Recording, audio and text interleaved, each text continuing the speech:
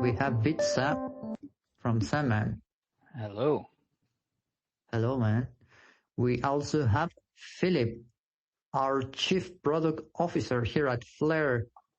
And we have Ethan, the growth lead at Upshift.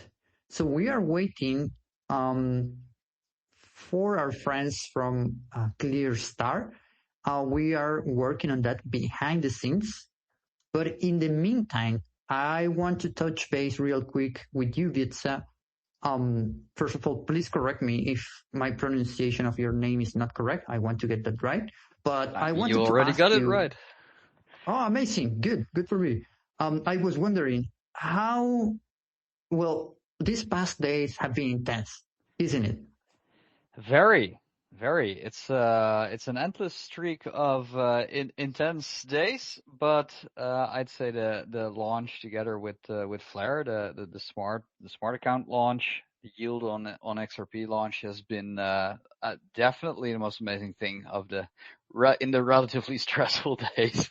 It did contribute to some of the stress, but it's also the most amazing thing to see go live and people using it. Yeah, for sure. I understand the stress. Trust me, I was there behind the scenes with you guys trying to answer some questions, try to support as much as possible. And you know what? I know that we did something that was hard, right? Which is awake dormant capital, so to speak, in crypto. Not an easy task at all.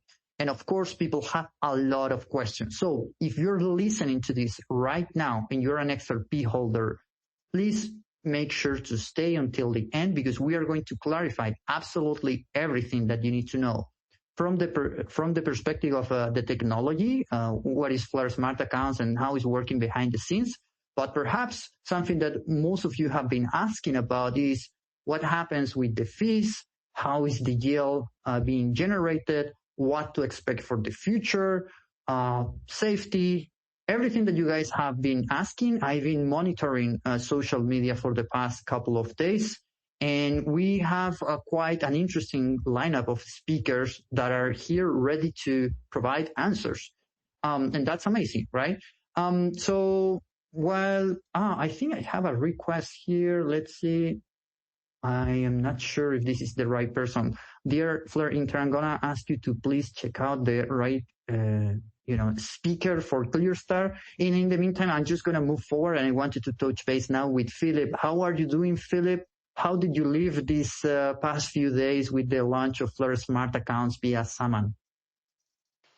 Well, it was, let's say that Thursday was quite an exhausting time, but at the end it was a really good weekend. Watching the numbers grow, seeing what's happening, seeing the adoption, and I mean, we had some technical difficulties here and there, but all in all, it was a very pleasant experience to see that things finally got together and we were able to pull quite a feasible combination of different moving pieces through. So from the wallet, from the curator, from Flare, from FDC, from data providers. So a lot of moving parts, but I really like when things work. So it was quite good. Yeah, here you have a lot of moving parts, like you mentioned, and the complexities behind. We're going to talk about that, of course. But I'm super happy to have here with us. I think it's Nicholas Quant from Clearstar. How are you doing today? Doing very good, thank you, and excited to go through this space and also listen to some of the questions from the community and hopefully answer everything that they want to know. Yes, sir. They have been asking about risk. So I think this is one of the few instances in which you actually have people that are, from the infra side, from the application side with the wallet, and then the risk curators, and also the infrastructure, right, on the side of DeFi with Ethan from Upshift. I love your voice, I have to say right away. I wonder, how did you live these past few days with the launch of Flare Smart Accounts via Xaman? Yeah, hey everyone, good to be here. Yeah, as you said, it was a crazy 6 days. The XRP army definitely came out in full force, answering a lot of questions, a lot of great questions as well, which we'll cover here today. So yeah, it was an exciting time and looking forward to a lot more growth from here. Absolutely. There is more growth coming. We will get to that part. It's probably going to be one of my favorite ones. But right now that we already have a little bit of context, let's perhaps get started with, setting up the room. I'm going to share some questions that are for general awareness, right? We have people that are new to Flare that are using Xaman with this feature for the first time, even today, perhaps. So I want everyone to be on the same page. And then we're going to move forward towards, some of the more specific questions that users have been having these past few days. So let's start with Philip and talk a little bit about smart accounts. Actually, before smart accounts, what did an XRP holder have to do if they wanted DeFi yield? Walk us through the pain.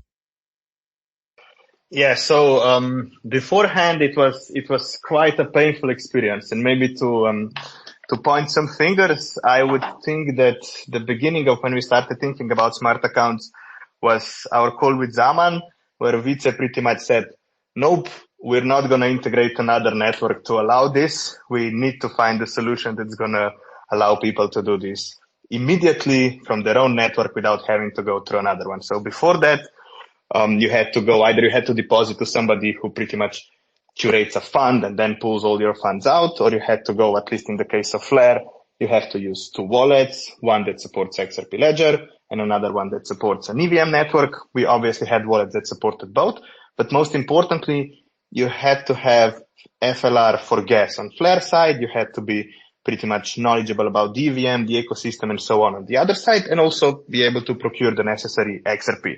So pretty much you had to learn not just a new chain, not just a new ecosystem, but you also had to partially migrate your wallet. You had to create a new recovery phrase, get a new password for it, and so on.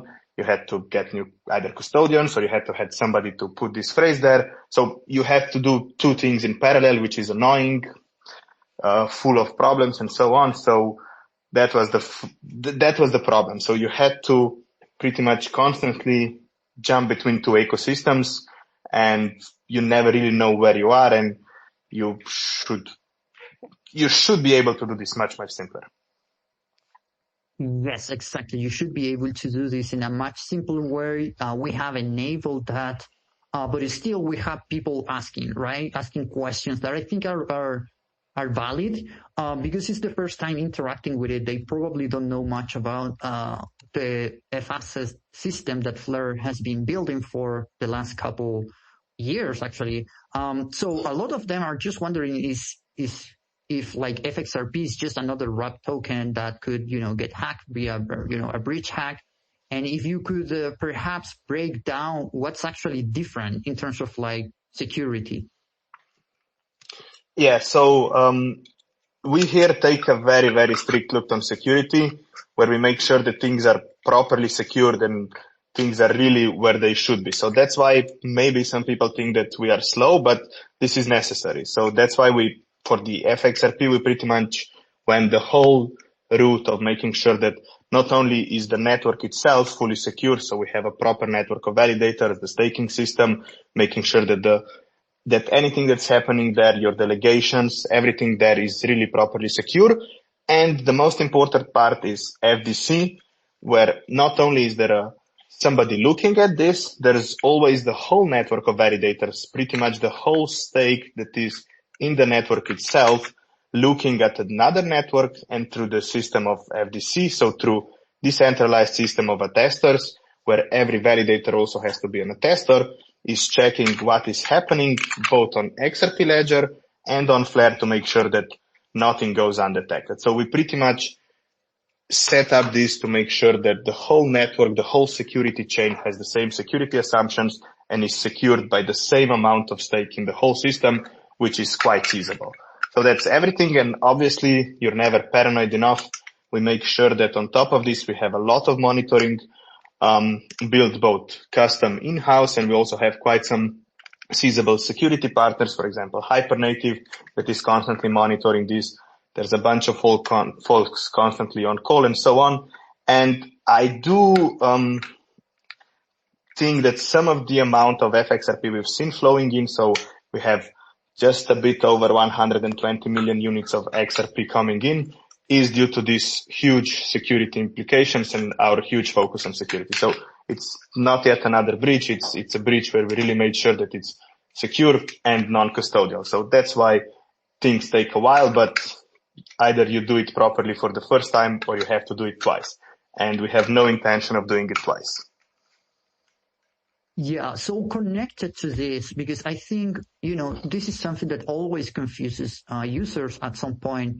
When someone deposits XRP through Xaman, right? What's happening under the hood with the Flare smart accounts and everything to keep it non-custodial and safe? Especially if the market tanks or there is some sort of liquidation risk. Perhaps you can comment on that. Yeah, so when somebody deposits something through their smart accounts or when they do any interaction, the first thing they do is they send a small payment transaction on XRP Ledger. And in this transaction, they encode the intent they wish for it to happen on the other side, so on Flare chain. And the crucial part is that FDC, so Flare Data Connector, where all the validators agree on what they've seen on the XRP Ledger, constantly observes the operator address on the underlying XRP Ledger and then checks, okay, this specific XRPL address has sent that instruction. We bridge this over via FDC, and then the contracts in the Flare Smart Account system again check that this intent was properly breached. It was not made too late. It was made to the correct address. It was made from the correct address, and only then issue an intent that operates only on the account on Flare side that is associated with this XRPL account. So pretty much the whole bridging of both intent and fAssets is secured by FDC, and constantly FDC is observing chain and checking what's happening somewhere. And as for what happens if there's a liquidation or something, that is actually not a problem. So we make sure that FXRP on Flare is always one-to-one collateralized with XRP on the XRP ledger. So we're not moving it anywhere. For every FXRP in existence currently on Flare, there is an XRP on XRP ledger that we know is there, and users can always redeem back to it. So it's never going out. We're just locking it for a future use when somebody wants to bridge back. Perfect. This was a super clear explanation. I'm checking here some of the most frequently asked questions. I keep seeing some questions about if the infrastructure has been audited. I think that we have shared about this multiple times and by whom. And like we have a public link in which people can see all of the audits, right? So I'm not going to ask you about that, but perhaps you can share a few comments. But the real important thing for me from what I gather here from the community is questions about who governs all of these systems and if Flare can change any sort of parameter or if Xaman can freeze any account. Well, I guess that's for Pizza. And if there is any sort of upgrade risk. Yeah, so the contracts are upgradable. That is a crucial feature because we do plan to extend the system and offer much more opportunities. And this is all set up by the Flare governance. So again, the whole voting system that is enabled on Flare, this is how we change inflation. This is how we govern the network in general.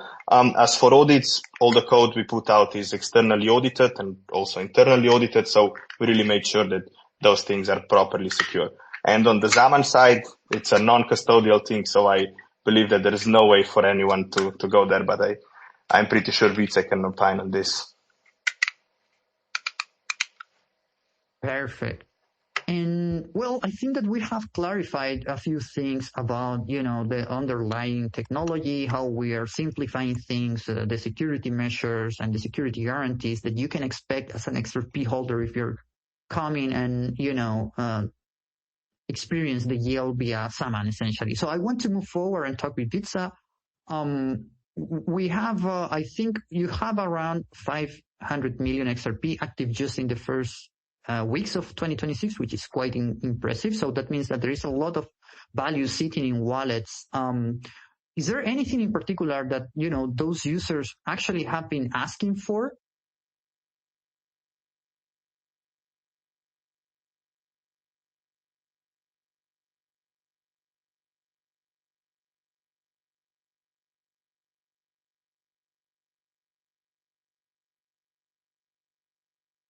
So can anyone confirm that you guys can listen to me and everything is fine?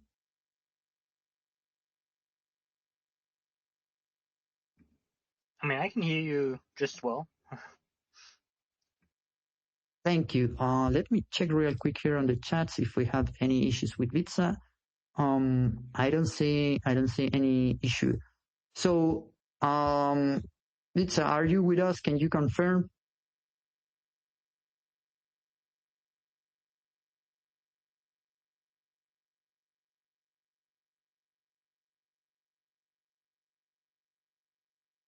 Okay, I'm seeing here that he's requesting to speak. So, okay, you are back. Amazing. Right on time. I missed the last minute. Okay, no worries. I was actually transitioning to ask you a few questions on the Xaman side. I know I'm going to repeat it, right? Because if I'm correct on the numbers, there is like 500 million XRP active just in the first weeks of 2026 in your platform, and that's a lot of value sitting in wallets, right? Is there anything in particular that those users actually have been asking for? Yeah, definitely. And that's, I guess, the reason why we're having this space. So first, the way we measure this number is, so if you just open your wallet, then we're not counting what's in wallets as active XRP, basically. And by the way, obviously we don't have access to any of these funds because it's self-custodial, so the keys stay on your device. It's just what we consider active XRP is the amount of XRP that is in wallets we actually, like the app actually signs a transaction for in a certain time frame, right? So if you have a whole bunch of account, let's say you have 10 accounts with 10K XRP in each one of them and you don't touch them, we don't count the 100K grand total as active.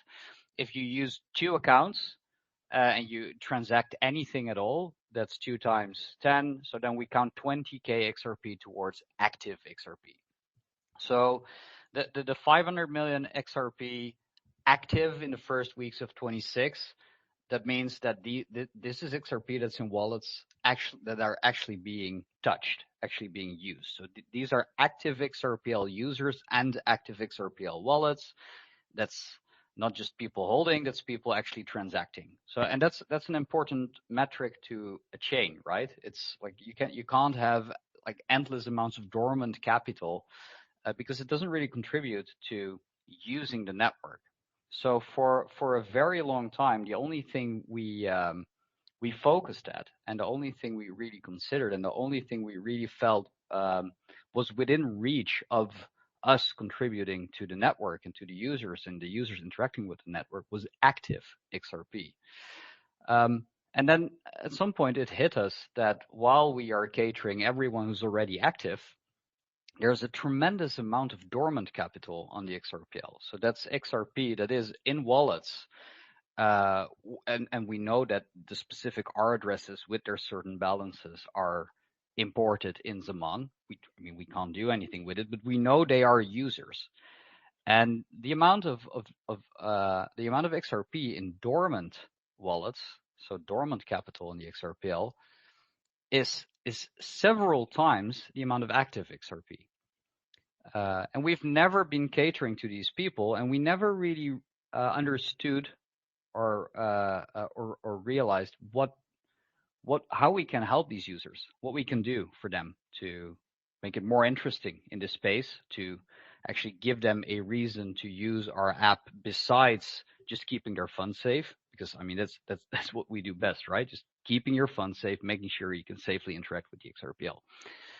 And at some point, because people asked on social media, because people asked on support, because Flare was already doing their thing in this space, we realized that a lot of people who have dormant XRP, who have no intention to sell anytime soon, or no intention to use it in the ecosystem, would actually benefit from a safe and reliable and trustworthy way to earn yield on their XRP, keeping it dormant basically, but earn some yield on it. At least make the XRP work for them while they're not touching it. And well, that's what we discussed at some point. As explained earlier in this space, we have no appetite to go multi-chain, as in, or multi-protocol. Multi-chain is fine, but not multi-protocol. We want to do one thing really well, which is everything and anything XRPL protocol. And Flare already ingests the state of the XRPL, right? So this setup with smart accounts is it's the best of both worlds. And I mean, as we can see, we can actually build amazing things on it with little effort, actually.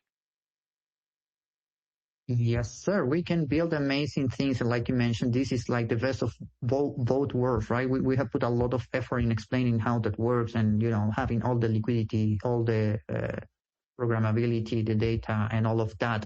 But perhaps for people that are just curious now and they are wondering about the X app and how to get access to it and all of that, perhaps let's do a high level walk us through the X app actually. Like if I open Xaman right now, what do I see and what should I tap? Right. So, I mean, you could argue that it's still relatively complex, but I think for a DeFi product, it is really simple, and that's what it should be, right? I want to be able to basically, without any explanation, allow someone to make a simple sample 10 XRP deposit and withdrawal. And while there is some more information and some terminology involved, that's basically what it is right now. So if you tap the X app in Xaman, you get some general stats about the vault and the yield. And then there are basically two big buttons. It's withdrawal and deposit. And it should be as simple as that, right? So let's say you're new, you open the X app, you check some of the stats, you decide to tap deposit. The default is at 10 XRP, that's the minimum. You tap request deposit, that's the intent we discussed, right? So this is a very small fee to initiate a deposit, to indicate that you are ready to deposit. You go through that, you basically get a ticket not to deposit into. Then you send your funds, and then you wait a couple of seconds, minutes. It doesn't take that long, and then you can see your balance, and it's done. And the interesting thing that we did here, so the crazy on a technological level, and also on a blockchain abstraction and cross-chain level, Flare did was come up with the smart accounts. Absolutely amazing. What we did is much simpler, actually. But for the first time ever, we injected a asset in your home screen view that does not natively live on the XRPL. It represents something you own, still self-custodial, on another network. So that's pretty crazy, right? So if you deposit your first XRP to your Flare Smart account, and it becomes FXRP on Flare, we show that balance on your home screen, aggregated in the list with XRPL assets. So to the end user, it is completely abstracted away that it is or is not natively on the XRPL, or the capital is working for you on another network. It's still in your balance list. You can see the live balance. You can see the live value. It counts towards your account worth. So the user still has the sense of having full control, because they do, because it's not in a vault or whatever they can't access. It's in a smart account that's fully based and accessible by them and them alone through messages they send from the XRPL. And basically the only thing that we do is help them sign that message and move the funds to the other to the smart account. So I'd say this is very convenient. There are some things we can optimize. Obviously, we can make it maybe even more simple, or maybe add some other features in the future they can do from the XRPL side on the Flare side through other operations on the smart account. But if you peel it all the way down, it's a deposit button, it's a withdrawal button, and it's just another line item at your home screen with a balance, with something you own and you alone can access. Amazing. So I would argue that based on your description, like you said, this is fairly simple for a DeFi product, right? And considering, that the abstraction that is behind and all of that is like, really hard to achieve. So let's talk perhaps about what happens after you deposit, right? Once my XRP is in the vault, how do I track my position? Is there a dashboard view that is showing the yield accrual or something that you plan to show in the future? Or do I need to go elsewhere to verify? Walk us through what the earnings visibility looks like today and where this is going. Right. So this is one of the questions we actually got most in the first days, right? People, and I completely understand, and it's an omission that it isn't there yet. We should show basically a real-time counter of your earnings, and we're adding that. So that's the very first thing that people are gonna see relatively soon, where we just show you what you have earned. So after your deposit, it might obviously take a little while before it catches up, right? Funds have to be deployed. Funds have to be they have to start generating their first yield. It takes a little time to update, and then I don't know if there are people in this space who have used Teleport before, for example, but it should just be a real-time counter where you can see the numbers update, even though it's very small. It's very, like if you, on an incremental update basis, but you should just see your yield. What people already can do, and that's beautiful because all of this is public, right? These are public blockchains. These are public vaults. These are public DeFi contracts. So none of this is happening in some black box no one can see, and then magically at some point someone presses a button and there may or may not be yield. This is all public. So for the power users already, the XRPL side is fully visible on an XRPL blockchain explorer, and the Flare side is fully visible on Flare blockchain explorers and DeFi portals, because your smart account is yours. There is another account that you control through your XRPL signatures on a Flare network, and everything is fully transparent. So I'm no doubt developers on the Flare side as well will build great, easy ways to see it. You can already see it, and I think the same could or should even happen on the XRPL side with explorers, where they detect that something went into a smart account, and then through APIs or RPC on the Flare side, they can show exactly the same information because it's public on-chain information. Yeah, I think that aspect is key. The fact that this is public on-chain information, anyone can verify, can see what's going on. But of course, many users, they just want to be comfortable, right, on the app and see everything there. And, things will improve for sure. This is just the beginning, right? So let's talk perhaps about issues, right? Because this is normal. Like I mentioned before, this was a new deployment. It has a lot of moving pieces, like Philip mentioned.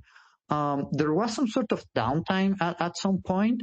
And what was the feedback that drove those quick fixes, and how is it feeling right now? Right now it's very stable. So we had actually several issues in the past days, not even necessarily related to this launch, except for one thing where the XApp just got so much traffic and calls to APIs and RPC to fetch balances and get vault state and everything.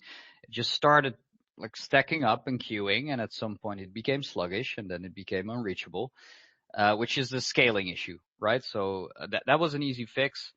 The other troubles we had in the past days are completely unrelated to the Flare yield integration.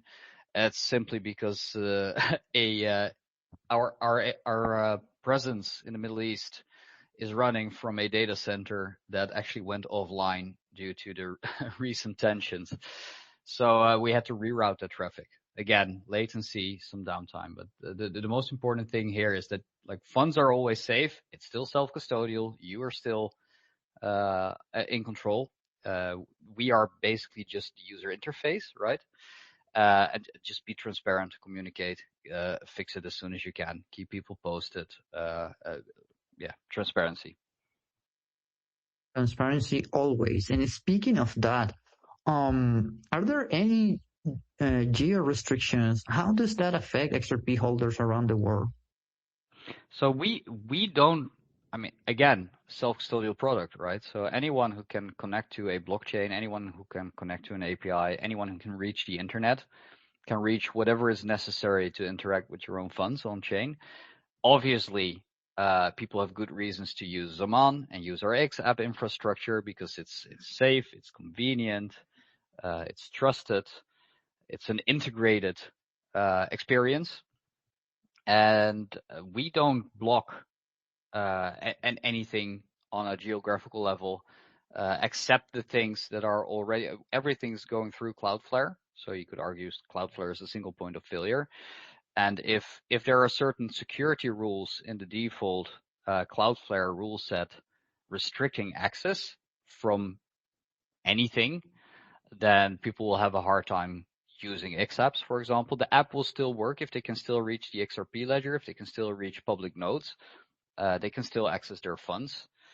I know, for example, that Cloudflare blocks certain ISPs, like entire ISPs, entire net blocks, because they are very, very bad at handling abuse. They are known to host scammers, for example. I mean, if you happen to be on that network and you're their only client that isn't a scammer, you're going to have a hard time using advanced features in our app, which is like an easy fix would be to just use a proper internet connection.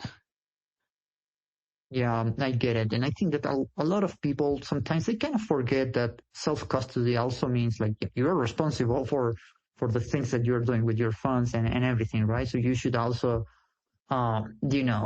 before you interacting with this person, you should know what are you going to do, right? And what are the restrictions in whatever place you're based. But moving forward, I want to address one more thing that is closely related to this question. So we get this question a lot, right? From with or without the interaction with the Flare network, right? How safe am I to use Xaman? What if? And this is actually an article in our help center that gets viewed a lot. It's like, what if Xaman ceases to exist tomorrow, right? What are the plans? What's next? Are my funds still safe? Can I still access them? Which is a very good question. And the answer is yes. I mean, it won't be convenient, because convenient is just to open the app. But it being self-custodial, the entire process being self-custodial, the fact that even your smart account is interacted with through signatures with your private key of your XRPL account. Like there's not another account, there's not some proprietary piece of infrastructure you don't have access to and that has to be called through our backend. All you need to interact with your funds on the XRPL, and technically all you need to interact with your funds on the Flare smart account side, is one signature with your secret key away. So a piece of documentation and would be enough for any other developer to create a solution to still access your funds. Of course, trust is again an issue, and trust is hard to gain and easy to lose. And you should never ever interact with something a developer built, importing your secret key if you don't 100% trust the developer and their procedures and their software. But even if we would cease to exist tomorrow, which is not going to happen, I promise that. But even if we would, then still you would not lose access to your funds on the XRPL nor on the Flare side. So the way this connects to geo-restriction is that, let's say worst case tomorrow, we would have no access to the internet anymore. Basically, there's a global geo-restriction for our product. Then still, developers can build a solution for all users to access their funds again. Beauty of this system. I love it. Listen, I have like so many other questions that the people in the community have asked around Xaman. As you can imagine, I think you cover by far all the important things, right? And I do have to move forward and ask a few questions on the DeFi and risk side. So actually, a call to action for the people that are listening to this right now, because I know that this is a topic, the topic that comes next is something that a lot of you have been trying to digest, and there are different opinions, and that's all good. Like, we're here to provide you all the necessary information, and then you make an informed decision. But before moving into that, I wanted to ask Itza if there is any very important issue, topic, questions that I should cover in regards to the work being done right now with Xaman. I think there's just one warning, and we probably sound like a broken record player by now, but it's still necessary. The amount of fake developers, fake support engineers, fake Flare and Xaman team members we've seen on social, on X, on Telegram, by email is absolutely insane. Like the current like times are heaven for scammers, because there's AI and they can create fake support websites and accounts, and they can just spin up 100 fake profiles in a jiffy. It's just be very, very careful. I've seen, for example, people asking a question and then, or they have a problem. So for example, someone has a problem with their local Wi-Fi. All they needed to do would be to switch over to cellular, to 5G, and everything would be fine, right? So it's a local connectivity connection. They managed to get a post through on X, and they ask something isn't loading or refreshing, or what can I do? And you immediately see several fake Flare and Xaman developers, even with real profile pictures and names, telling people like, oh, that's no problem. You just have to do this and this. Just go here and you can fix your account and you'll be good to go. If you actually do that, at some point they're going to scam you out of funds, going to promise you a fake NFT to get access again, and then ask you to exchange your entire balance, hope that you miss it. They're going to ask for your secret key. Don't trust anyone unless you check twice or more often. So on the Xaman side, that's very easy. It's our in-app support. It's the only thing you can trust. Literally the only thing. If you see me replying on Twitter, don't trust me, because I may not be me, right? You may be talking to like a fake pizza. And same on the Flare side. Like, check the right channels, check the right people. And if someone is asking you to do anything, red flag, right? You should never have to enter anything anywhere.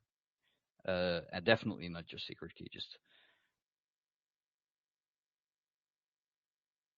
Definitely not that. Yeah. Oh, yeah. I mean, Twitter blipped again. But no, just be very careful. Consider the probability that someone is a scammer before you consider something a trusted channel. Yeah, I have to admit, of all the time that I've been in crypto, I've never seen scammers go after a project the way they do with Xaman, and now by extension, or for Flare as well. This is an issue, and of course we're 24/7 alert and sharing information about how to stay protected and whatnot. We obviously are going to continue to do so, but ultimately it is on people to, follow the best practices that we are sharing, right? Like Bitsa just said, they have in-app support, and that's it, right? Okay, moving forward now, I want to talk with Ethan from Upshift. Can you expand more on the earnXRP receipt token? What exactly is that? How does that work? How does the earnXRP ball actually make money? And where does the yield come from? Sure. And hey again, everyone. And this I think you explained Xaman very well. So hopefully we can share more about Upshift here. On the earnXRP side, as you mentioned, there is a receipt token when you deposit into the vault, which is called earnXRP. This receipt token represents your deposit, and it also accrues, importantly, the yield that is earned in that vault. And so one question that's been coming up quite often is, is there anything for the depositors to claim? Is there anything for depositors to, claim outside of the initial deposit? And the answer is no. Primarily the yield accrues to the receipt token itself. So that's the number one first use case for earnXRP as a token. The other thing which we've made sure of at Upshift is that our receipt tokens for any vault, not just the Flare XRP vault, they are composable, which means that earnXRP can be used across the rest of DeFi. If you're more DeFi native, and what that means is that you can use it as a Lego block across protocols, across lending or dexes. So, for example, you can borrow against earnXRP, or you could, if it was integrated into the lending protocol, you could borrow against earnXRP and run your own yield generating strategy on those borrowed funds. So that's another critical piece here. So in summary, earnXRP is for you to track your position and your yield. And then secondly, earnXRP is another building block which you can use across DeFi to earn more yield or to be more capital efficient. So you can have more control over your funds. Well, this is something that people have been asking for quite a while. We have tried our best to explain it, but thank you so much, Eden, for sharing this again in a very clear way. And then let's talk about something that perhaps is a little bit controversial for some people, which are the fees, right? Some of them are claiming that it's steep. You have these deposit fees, or perhaps you have redemption fees, performance good, whatever. They don't know, right? Net yield, it seems that it ends up at the moment being around 2 or 3% for some of these folks. Can we break this down, and any chance they come down or up as TVL grows? Yeah, good question. And again, a really, really common question that we've seen in the last week or so. So let me first lay out what the actual fees are. One, the performance fee is 10% currently, and this is a fee which is taken on any yield which is realized to the vault. 2, the platform fees. So these are operational fees, security costs for the ongoing maintenance of the vault, and this is currently at 1%. And then 3, any withdrawals fees. So currently there's a standard withdrawal track, which is free, and that takes 24 hours. And then there is a instant withdrawal track if there's liquidity available in the vault, which currently charges 0.1% on fees. Now, all of this is traceable on chain. You can even, if you distrust the front end or you're seeing conflicting information, you can always check the smart contract of the vault to see for yourself what is the set performance fee or the set platform fee or the set instant redemption fee. And yeah, all of that is very transparent, and also you can see it on the Upshift front end as well, as mentioned. Another question which I've seen is, when are these fees actually charged?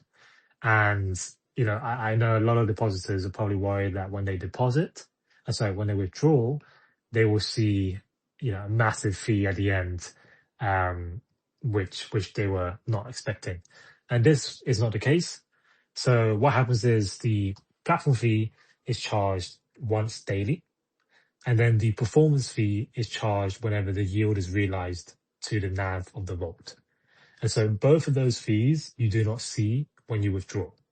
You see it in terms of the share price accrual every single day, or whenever the NAV of the vault is updated, which is, in the long run will be roughly daily. Currently, I think it's periodically across a few days. The only fee that you'll see on withdrawal is the instant redemption fee if you choose to go down that path. Otherwise, there are no other fees. And so hopefully that clears things up. And yeah, the final point I will make is that we've also seen questions, of course, about these fees in comparison to the actual yield being generated on the vault, which is around 3-4% currently. And what we would say, and I'm sure Clearstar will touch upon this as well, is that we are expecting that the vault APY will change over time. Obviously, in the short term, in the last week or so, APY has been on a bit of a bumpy road due to the fact that there's been so many deposits and coming into the vault, 4x growth in 6 days or so. And all of those deposits need to be deployed into various positions. And so there's some volatility expected, which a lot of that, we've been through the worst of it, and it's beginning to settle now. But yeah, we're also expecting the discrepancy between the fee size and the APY size to resolve itself as well. And I'm sure Clearstar will touch upon that, when they speak later. Yes, for sure. And you mentioned this already, but I just want to be super clear about this because we do have some users that are reporting that their FXRP balance is slowly ticking down, right? Losing, a very small fraction of FXRP per day or similar. What is the main issue behind this so people don't interpret this as a sort of loss or a bug? Yeah, good question as well. So the change in the share price that users are seeing is related to the platform fee. So again, that is taken daily, and is taken on the deposits, the total deposits. And so users will see a small change in their FSRP on a daily basis. But obviously, over the long run, this should be more than balanced out by the yield generated on the vault. So yeah, users should expect a small change to the negative daily from the fees, but over time it will balance out. Yeah, I think that this is the. Go ahead. Jump in here. There's an opportunity. I mean, listening to this, and we've received a question as well. There's an opportunity here for us as well to make this more clear to people, right? At the end of the day, there are different numbers, and some may go slightly down because of fees. While in the meantime, you also earn based on generated yield, which is or is not yet visible. I think we'll have to work like all of us combined to a way to give a proper projection of where you're standing and basically give a preliminary net amount of all these different things combined, so people at least see that they're on track. And I don't have all the details yet, but these discussions are already happening, right? So we're gonna work on a way to make this more clear to users in the X app as well. Yes, of course, because I imagine that this kind of situation happens because people perhaps are testing the waters, meaning that they are trying to get the yield, right, on Xaman, and they check the next day and they see a small drop and they go crazy, right? They think, oh, no, this is a scam, this is all wrong. But you have to give time to this, right? And it's going to work. What about the withdrawal? How much time does that take? Is there any waiting period and what are actually the steps, right? Because, some people might be nervous about locked funds and all of that. Yeah, of course. And also just to follow up on what Mr. said, absolutely something that we're looking at improving. We spoke about the X app. On the Upshift app itself, you can also track all the positions and we're working on having the fees much clearer and the P&L much clearer on each position. So stay tuned for that. But on the withdrawal side of things, yeah, so as I explained, the withdrawal time is visible on chain on the smart contract and currently is set to 24 hours. If you check our front end, and I haven't confirmed on the Xaman front end yet, but it may say the same thing. On our front end, it says 48 hours. And the reason for that is because there's a buffer of 24 hours, just in case any liquidity needs to be moved into the vault, any positions in the different strategies need to be unwound to facilitate the redemptions. But on a normal basis, redemption should take no more than 24 hours on the vault. And just to walk through the process, how it works is that you call a request for redeem function on the vault, which essentially requests that your deposit position is put into like a transit period, and then it is unlocked after 24 hours to be processed and sent to your wallet. We offer that as a service. We have a script that processes all redemptions after the time lock, in this case 24 hours, is over, and that should send it directly to your wallet.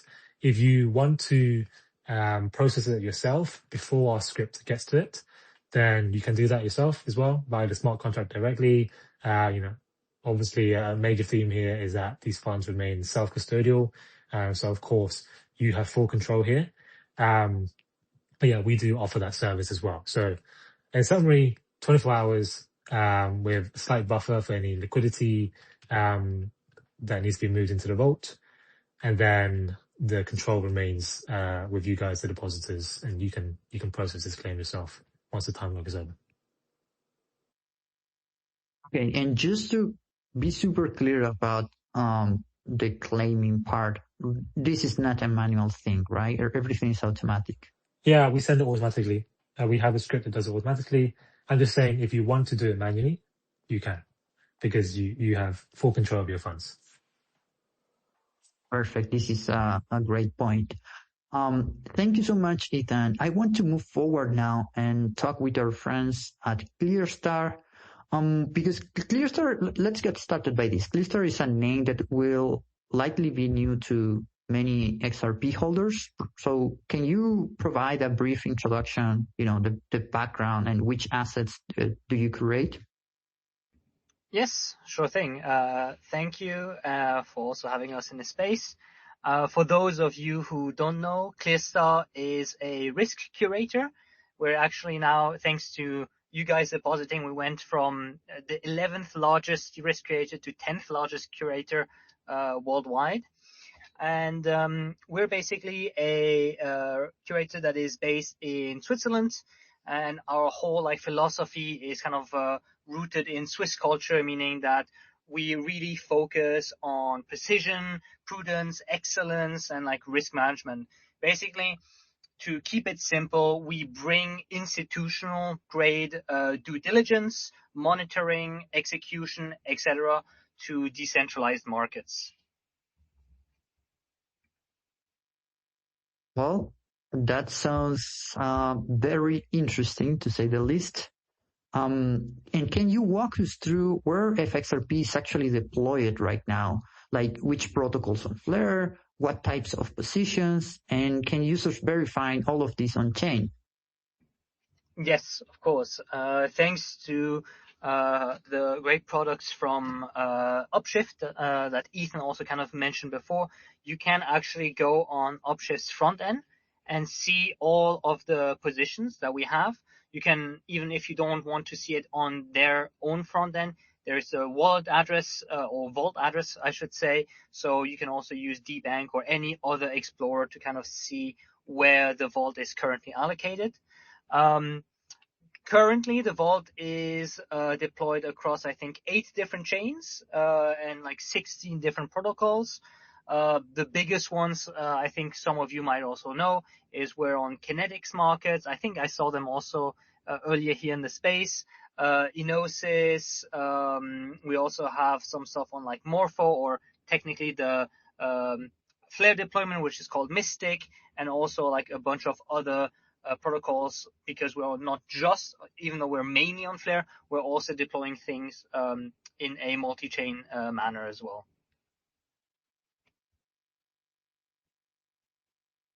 Okay, that's great. Now let's talk about risk and managing risk and risk frameworks. How do you set exposure limits per protocol? And what is in general, your due diligence process before deploying any capital into a new market? Yes, thank you. I think that's quite important, especially for us as our job as risk curators. Again, our job is to kind of evaluate and curate risk from different yield sources. For us at Clearstar, I think we have a very qualitative first approach. So we don't just look at, an asset and the APY. We have to look far further than this. So we have to, for example, when we see a certain yield source, we also have to look at governance risk, time locks, making sure that proper decentralization measures are set in place. And kind of depending on that, that's where we set these allocation limits, right? So for example, if we look at a protocol that might look a little bit more risky, we set the limits a lot lower than for a protocol that is considered very safe. Maybe something else also to kind of mention, because I think I saw some replies here maybe confusing how we allocate, is that we allocate across decentralized exchanges and lending markets. However, we don't actually do any looping or rehypothecation. So we don't actually, lend something, borrow, then relend over and over to kind of like maximize that. Kind of what I said previously is as well is our approach is risk management first, return second. So we're very, very careful on preserving capital, making sure that everything is done very safely, and we do our due diligence first before trying to chase the highest APY. Well, that was super clear, and one of the things I really wanted to hear, because I'm going to be honest with you, I'm a little bit tired of hearing two stories here that are completely false. One is that there is no risk on DeFi, right? Like, obviously, there is a risk associated to the yield in any case, and, life has risk always, right? Even if you have your assets sitting idle, there is some sort of risk. So that's not true. And the other thing is about the looping thing, and then the fact that you cannot see anything, and you're giving your money to these bold curators and you don't know what's happening, and it's super risky. So that's also not true, right? So both ends are certainly things that we need to start being very clear about. So I really appreciate your response here. And when we think about the potential trade-offs between growing the TVL and preserving the yield quality for existing depositors, can you walk us through how does that look like and how does that work in general? Yes, of course. I think that was also like one of the main replies I saw when earnXRP launched on Xaman, that some users were maybe confused or complaining about the slightly lower APY, because especially the ones who were maybe who got in very early saw something like above 4% and then it dropping to like 2.5%. I think here for us, it's kind of like important. I think Ethan mentioned it as well previously, is the yield, is dependent on assets that are allocated. If we get the growth has been quite sudden and crazy. If we get an extra 10 million XRP and it's not allocated, well then that XRP does not earn any yield. And kind of going back to what we said before, we are our job as risk curators is mainly to make sure that the capital is allocated optimally and safely. So for us, we were not feeling too much pressure on being like, oh, we got a bunch of new deposits, we need to allocate them instantly now so the APY doesn't drop. We have a more rigorous process to being like, okay, we have a bunch of deposits now, let's make sure that we can allocate them properly over time so that we don't incur any risk, right? A lot of people might want to deploy strategies very quickly and skip a few due diligence or risk management steps, which is something that we don't do, which is also why the yields have compressed slightly. However, to anyone listening, I can also tell them that the yield will, normalize again towards levels that you saw previously. It's just that on our side, we want to make sure that every step in our risk management framework is done properly. We don't skip anything, and we want to make sure that everything is allocated optimally. And over time, you will see that these yields will normalize again towards the levels that you might have seen 2 weeks ago instead of what it's at right now. Okay, that was a perfect segue into, I think it's going to be the last general question from my end, because we are around the clock now. Is there any of the yield right now being subsidized? Are people earning real yield, or this token are this part of some sort of token incentives being dressed up as API? So there are, of course, incentives and points campaigns and stuff like that are being earned. However, any points, for example, are not like counted towards the actual yield. And for us, any yield or incentives that we do get and kind of like realize, we also kind of show that as real yield. It kind of depends, of course, where we allocate it. Depending on the protocol and platform, sometimes we do get a little bit of extra yield as incentives, but we make sure that it is realized so that whatever you see on Upshift on the front end is the actual like realized yields that borrowers will get. You can also see on Upshift's front end whenever we actually realize the yield. I think we actually just did it today again. So maybe by tonight or in a few hours, you should be able to also see the actual realized yield for the vault as well. Perfect. This is crystal clear. Thank you so much for sharing all of this in such a transparent way. I want to actually invite the people that are listening to this right now to think about other XRP DeFi or yield product in which you have these sort of discussions and you get to know and learn about everything from the technology, how it works, the risk, the fees associated, the challenges that the teams have faced, the good thing, of course, the real yield, what's happening behind the scenes. I don't know if there is any other product right now on XRPFi that actually has been able to provide all of this information in the way you have seen this today, or well, the way you have listened today, right? And final question, perhaps for all of our speakers today is, okay, I'm actually going to give you two alternatives. One alternative is to answer the question of where do you see XRPFi or XRP DeFi in 1 year, in 12 months? Or if you don't want to answer that or prefer to answer this other question, that's also fine, which is something that we might have missed. I think we did a good job at covering all the essential things, but you never know if you're leaving something behind. And I want to make sure that you all have this space to share the most important thing that people should listen to. So let's get started with Philip. Yeah, well, I'm an optimist, so I will take a look into the future. And as people say, predicting is hard, specifically about the future.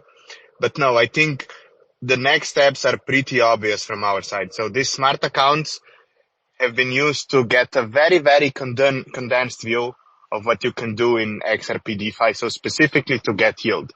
And the next iteration that we're planning to do will have an option for you to fully engage in DeFi from one chain to another without doing the shenanigans that I described in the beginning. So without having to create a new wallet, without having to get a new passphrase or anything like this, and while still having all this self-custody over your funds. So I think the future for XRP DeFi is definitely bright and hopefully user-friendly.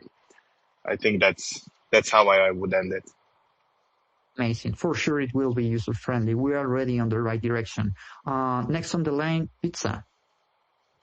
Yeah, I was basically gonna say the same. I'll make it a little bit more concrete. I think if the Flare team keeps on doing what they're doing, and one of those things is expanding the things you can do with smart accounts, right? So allowing to send messages and operations from the XRPL side to Flare and back to interact that way. And we keep on doing what we're doing, which is abstracting as many things away in like a user-friendly interface, a trusted and user-friendly interface for people to interact with those features.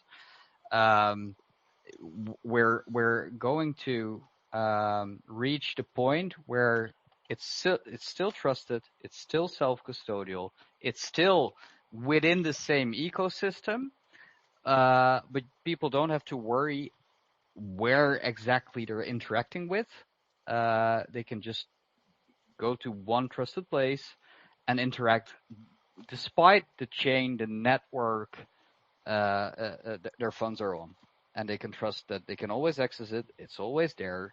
They just don't have to go to different places, different wallets anymore, different protocols, because every time there's friction, there's also an opportunity for people to decide they don't want it, for people to ask questions and get scammed, for people to actually question the future of this entire space, right? Is this the future of DeFi? Fine, is this it? Can't be true, right? So I think this is the next generation of total abstraction where we can make things way easier, way more accessible, and just keep people at one place and interact with like anything that's out there. Yeah, I fully agree with that. Make things easy, make things safe. We are on that trajectory for sure. The next one would be Ethan. Yeah, look, fully agree with what Riss is saying. Total abstraction is something we've been looking for XRP for a while now. I mean, what's the market cap of XRP? Something like 80, 90 billion. I think also coming up to 10 million holders globally, but yield has been nowhere near what those holders have wanted, and XRP has historically been fairly disconnected from the more liquid DeFi ecosystems like Ethereum or Flare. Given that we're on Flare, so the way I see it, by the end of this year, XRP will be a lot more cross-chain, a lot more multi-protocol, and all of that is super structured and seamless for the user, whilst remaining very self-custodial and giving them full control over their funds. I think right now we're speaking about this vault, as if it's the second coming or something, and that's true. And this is an amazing vault. But by the end of the year, it should be a given that yield is obvious for XRP holders, as opposed to the major news of the year. So I really hope that XRP can be more connected down the line. Really hope that the receipt tokens for these vaults can be much more composable. Want to see earnXRP on lending protocols so that holders and depositors can interact fully across DeFi and cross-chain as well.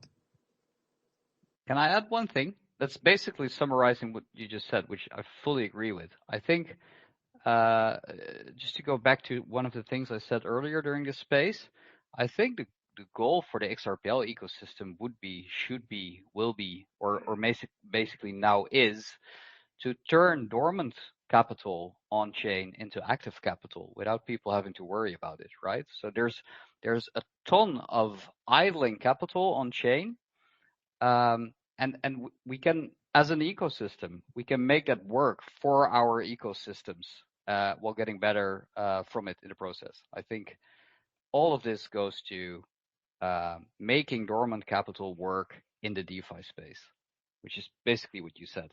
I completely agree with it.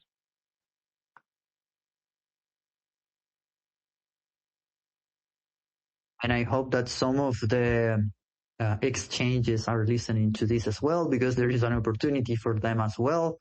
So, Nicholas, what would be your final words? I think I agree wholly with what everyone else has been saying. Maybe a slightly different perspective, so I don't repeat what all the great points that everyone else has been saying. I think Flare, compared to some of the other DeFi protocols, is relatively young. XRP DeFi has been around for, I think, for real, less than a year now, but it's already been growing like crazy.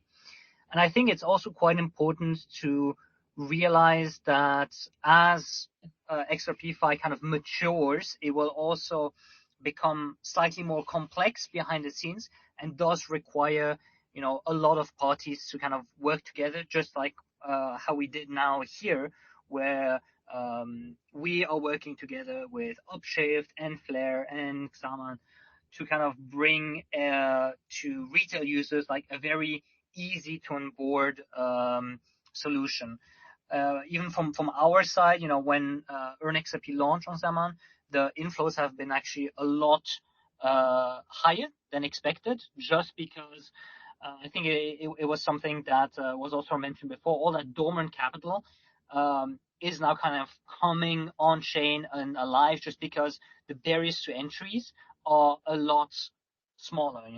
Instead of having to bridge and maybe approve and deploy everything and having all of this complex stuff, you have a one button click where you have multiple parties like Upshift, Xaman, Flare, us, all working together to kind of like bring this in a more easy manner.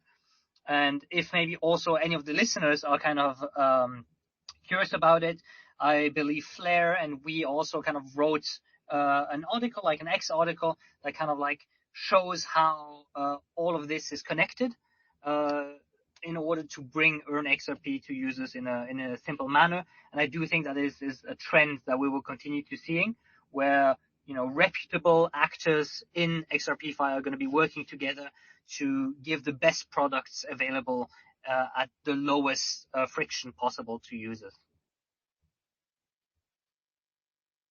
Well, this is a nice way to end this space. It's been a little bit over 1 hour, guys. I want to first thank you all for joining us today. It was very informative, and I think that we're going to get some very nice clips.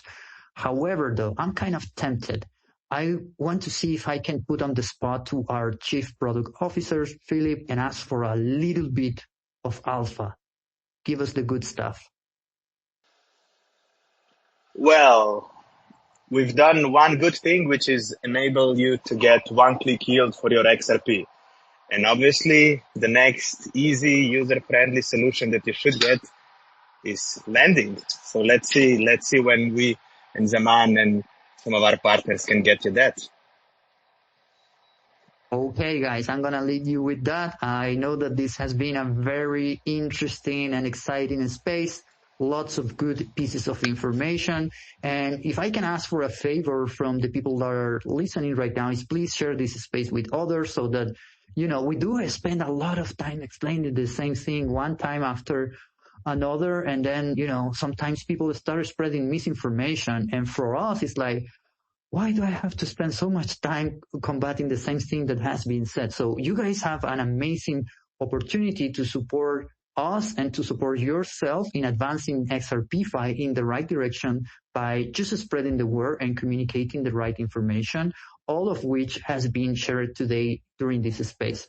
So I would also invite you to follow Flare and follow Vitsa, follow Upshift and Clearstar, and, keep up to date with all the news and developments. All right, guys, I have to go now, but thank you so much to everyone who joined it today. It was a wonderful space. Have a nice rest of your day.